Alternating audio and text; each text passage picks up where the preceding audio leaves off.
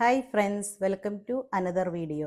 ഞാൻ ഇന്ന് തയ്യാറാക്കാൻ പോകുന്ന വിഭവം ഒരു പിരി പിരി പനീർ റൈസാണ് ഉണ്ടാക്കാൻ പോകുന്നത്. വെയിറ്റ് ലോസ് ചെയ്യുന്നവർക്ക് നല്ലൊരു ഡിഷാണ്.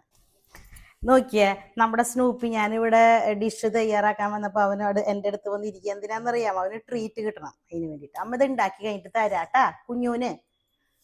അപ്പം കടായി ചൂടായി നമ്മളിത് കുറച്ച് ബട്ടർ ഇട്ട് കൊടുത്തു. ഈ ബട്ടർ മെൽറ്റ് ആവുമ്പോൾ നമുക്ക് കുറച്ച് ജീര ഇട്ട് കൊടുക്കണം.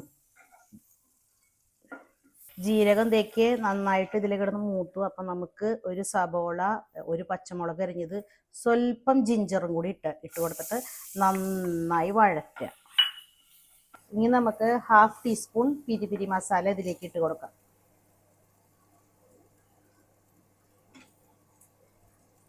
പിരി പിരി മസാല ഇട്ട് ചെറുതായി വഴന്ന് വരുമ്പോൾ നമുക്ക് ഇനി ഇട്ട് കൊടുക്കേണ്ടത് കുറച്ച് ടെർമറിക് പൗഡറാണ്.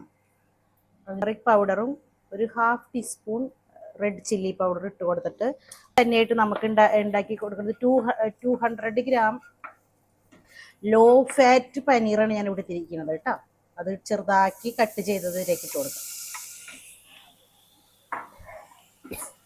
ഇനി പനീറിന് ആവശ്യമായിട്ടുള്ള ഉപ്പിട്ട് കൊടുക്കണം.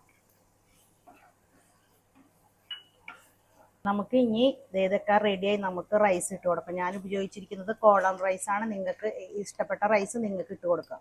അപ്പം നമ്മുടെ ഡിഷ് ഓൾറെഡി റെഡിയായി. നമുക്ക് ഇനി കുറച്ച് സ്പ്രിംഗ് ഓണിയനും മല്ലിയുടെ ഇല ഇട്ടിട്ട് ഗാർണിഷ് ചെയ്യാം.